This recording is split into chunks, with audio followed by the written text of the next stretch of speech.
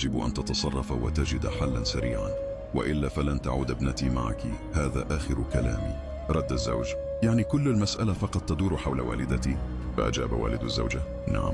فقال الزوج: حسنا، أنا أتفق مع زوجتي أنني سأذهب بوالدتي إلى دار المسنين بعد أن نستجيب لدعوتكم.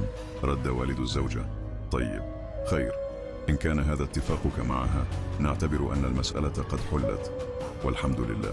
قال الزوج: أكيد وبكل تأكيد. ثم تم تقديم الطعام إلى المائدة، وحضر جميع أفراد الأسرة ما عدا الأم، فلم تأتي.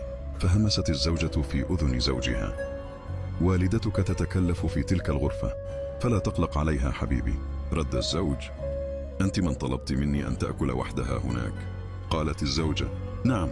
نظر الزوج إلى الأسرة وهم جالسون حول المائدة، وقبل أن يمد يده للطعام وقف وقال: الصراحة لا أستطيع أن آكل معكم. ثم أكمل قائلا: أتدرون لماذا؟ لأن أيديكم قذرة كقلوبكم. اندهش الجميع من كلماته، فقام والد الزوجة غاضبا وقال: ما هذا الكلام؟ نظر الزوج إلى زوجته وقال: هل تشعرين الآن بالاحتراق؟ كبركان متفجر.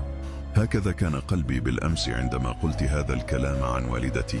ثم التفت إلى والديها وقال: دعوتني لأجد حلا لأمي وأطردها من منزلي دون أن تبالي، ولأن ابنتك طلبت منك ذلك أطعتها بلا تفكير.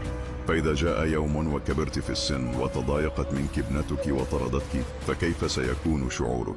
الأسف عليكم، فقد ظهرت حقيقتكم.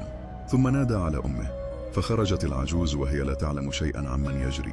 جرى نحوها والدموع تتدحرج على خديه، وقبل كفها ورأسها، ثم انحنى ليقبل قدميها بلهفة.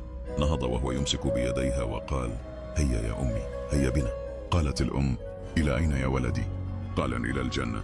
ثم احتضنها وسار معها، والتفت إلى أهل زوجته قائلا: إلى الجنة ولكم دنياكم. ثم غادر معها دون أن يلتفت خلفه.